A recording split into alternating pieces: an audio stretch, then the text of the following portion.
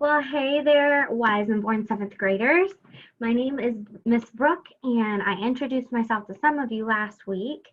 And some of you saw Mr. Bauer, who is another instructor of ours that you will also get to see as time goes on here.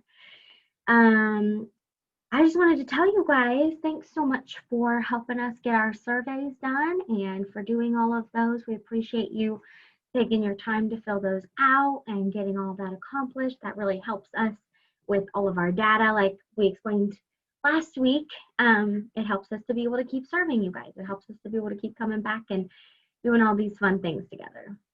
So I just wanted to thank you for that. We appreciate you, and I honestly can't wait to get to meet you all. I know I may not be able to see you all face to face at all, but I am excited to introduce myself, and then hopefully you all will be able to introduce yourselves in some way or another as time goes on.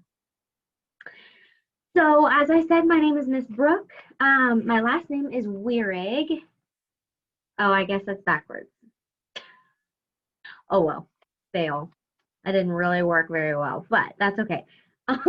Miss Brooke Weirig, that's my name, but you guys may call me Miss Brooke. I will be calling you guys by your first names if I get to see anybody's names pop up in any comments or things like that. So I'm perfectly fine and happy with you calling me by my first name. That's fine with me. Um, so I'm a second step instructor, and this entire time we are going to be talking about all kinds of things having to do with goals and things that you are looking to achieve as time goes on in middle school. We're going to be talking a whole lot about values and things that are important in your life. And obviously, we're going to be talking about all of the things going on in our world today, because how could we have second step and social emotional learning without talking about the crazy things happening in our world? Because all of you are experiencing this stuff firsthand. Obviously, you're at home working from home right now. So crazy times we are living in, and all of these face masks we have to wear everywhere we go and stuff like that. It is just nothing like we've ever known before. So we'll talk about those things. But before we get really started into our first lesson today, I wanted to introduce myself a little tiny bit and let you kind of get to know me a tiny bit more. I'm going to tell you 3 things about me. Is that fine? Okay. So I have been married. My husband and I have been married for a little over a year now. We're sitting in my office. So here's my little desk picture of my husband and I. We got married a little over a year ago in August. And obviously, he's my best friend in the whole wide world. So I love introducing him. My second thing is we are now expecting our first child. So yes, I am pregnant currently. I'm 14 weeks pregnant right now, so I'm not really showing like I can't really, I don't have like a belly to show you guys or anything like that. But I felt like it was important to tell you because as time goes on here, over the next 7 weeks, I'm probably going to expand just a little bit. Maybe not as much on camera. It's possible. My face might get a little bigger too. I don't know. I don't know how any of this goes because it's obviously my first child. So we're going to learn it together. We're going to be in it together. But I'm due in May. And so I kind of felt like it would be important to tell you guys because as all of this happens, you're going to be looking at me and thinking, man, this book is really expanding after all that turkey at Thanksgiving. But that's not why. It's a baby. So that's my second thing. My third thing is I play the banjo. I love playing the banjo, and I've actually played for the last 10 years. And no, it's not a very common instrument for people in Ohio, but it is common for where I came from. And I came from a town in Tennessee.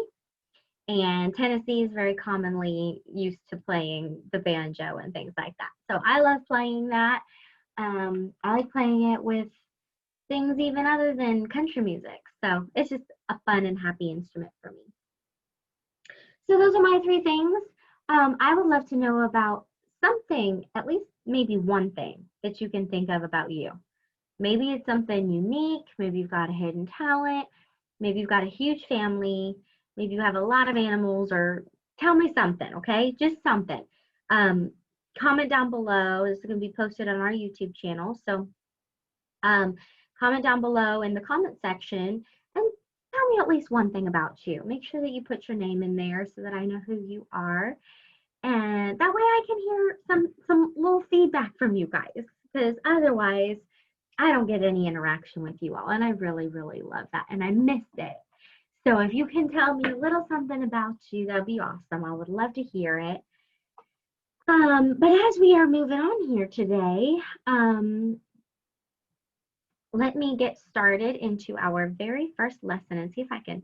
I'm going to try to share my screen here, so hopefully this works so you can see it.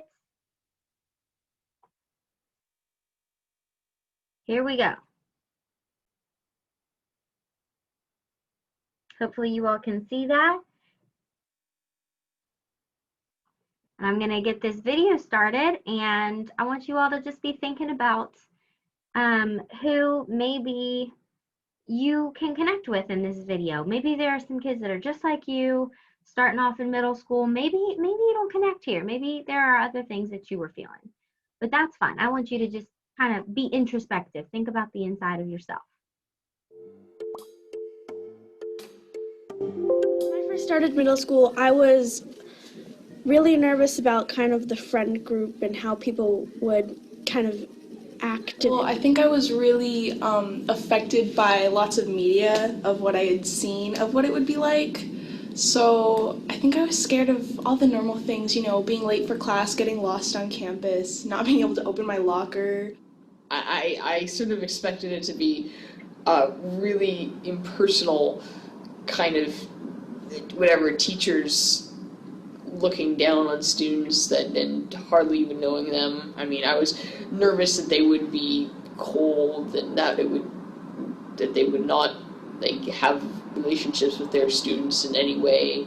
Probably one of the most difficult things starting in middle school was making new friends at a new school. The most difficult part of middle school starting out was probably trying to make new friends, trying to get to know my old friends a little better. Making new friends and would there be like a lot of drama? I think like one or two things I was really nervous about when I started middle school was whether I was going to fit in and if people were just going to like me overall. Well, I was always nervous about getting new friends and making good grades, and I was nervous for making sure I belong in the same place as like everybody else. All the teachers would be a lot harder than elementary school, and if I was going to fit in and if anyone would judge me more. I was really nervous about the homework load because at my elementary school we've never had homework. Yeah, meeting new people and how it's gonna be. I like middle school is a big school and like things I'm gonna learn about. Since like we're all older and like it's gonna feel different because we're not kids no more. They're not gonna treat us the same. We're all older and you know we're gonna be more mature, and it's kind of scary because you know you're not a kid no more. And you gotta step up one step higher. Okay, so maybe you connect with some of those kids, like I said. Maybe some of the things that they were saying were things that you were feeling as you were about to go into middle school. But obviously, things have changed even more now. It's crazy. And, you know, maybe you weren't even expecting the whole mask thing. Maybe you weren't expecting that you were going to be working online at home for school. That's probably an entirely brand new, different experience for you guys now. And that stuff is stressful. And it's stressful to have change happen, and it's stressful to have all of those kinds of things in your experiences now, right? So I get it. I realize, because I mean, it is not normal for me to do a video where I'm teaching you all instead of a face-to-face interaction. I love your face-to-face interactions with me. So as we're talking about change, the next little video segment that I have here is going to be talking about pathways in your brain. And creating these pathways in your brain happens when change occurs in your life.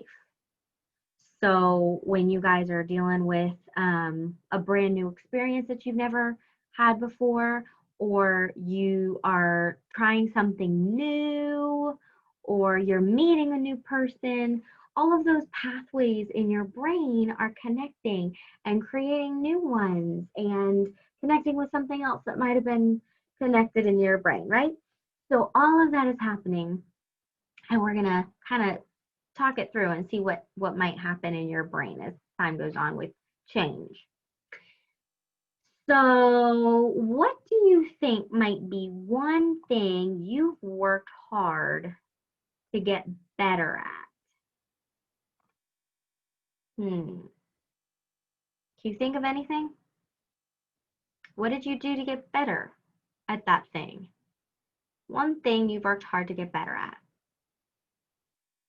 Well, I mean, I shared with you guys that I play the banjo, and for sure, I was not as good as I am now the first year I started playing.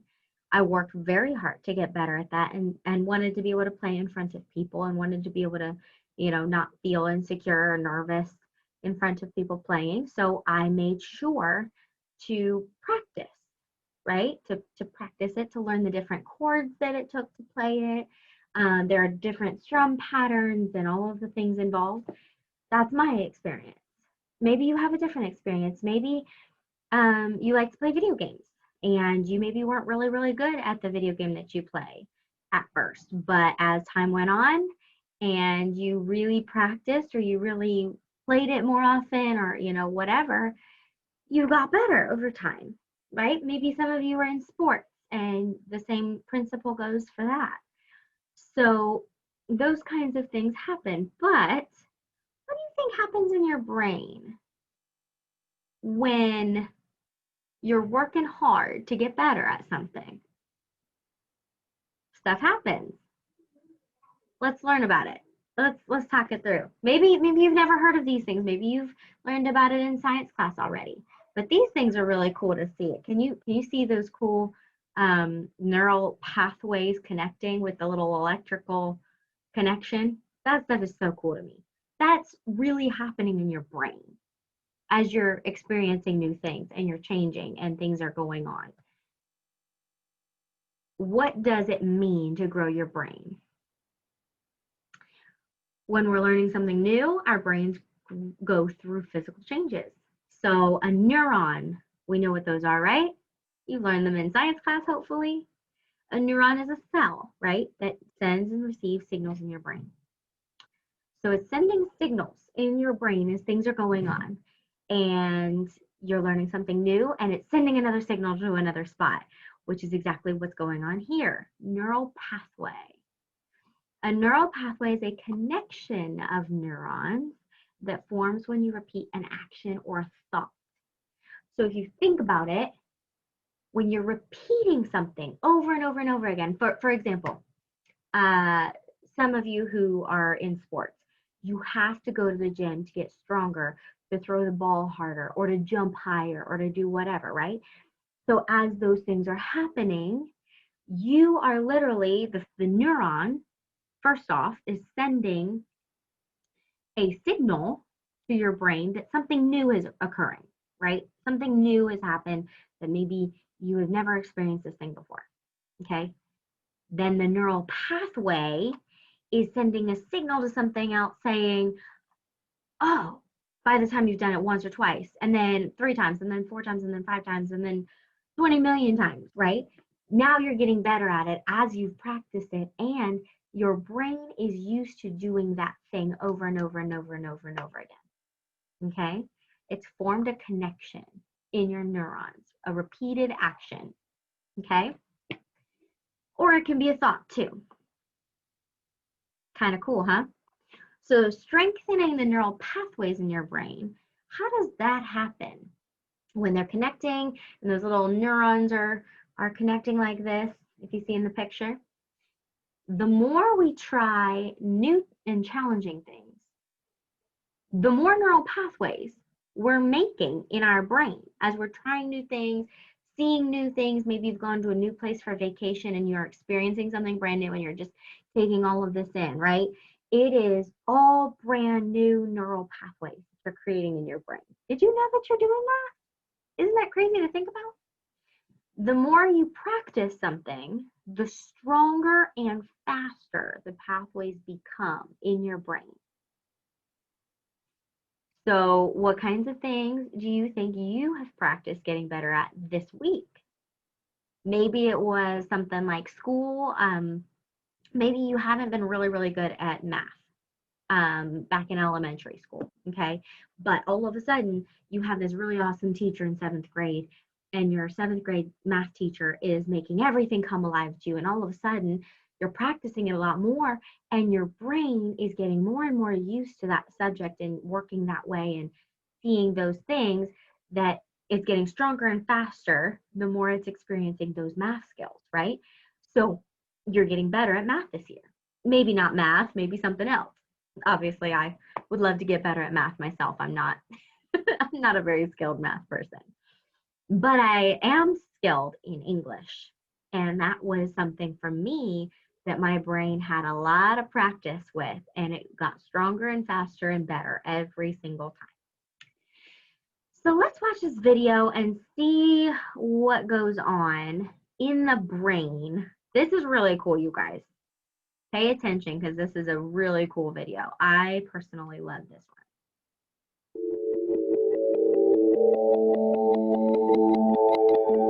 There are billions and billions of neurons, and they all have branches that reach out. When the branches get close enough, they're connected and energy zings along the pathways they make. Making these connections is what we're wired for. When you learn something new, the neurons grow and connect. They make an actual path for thinking and remembering.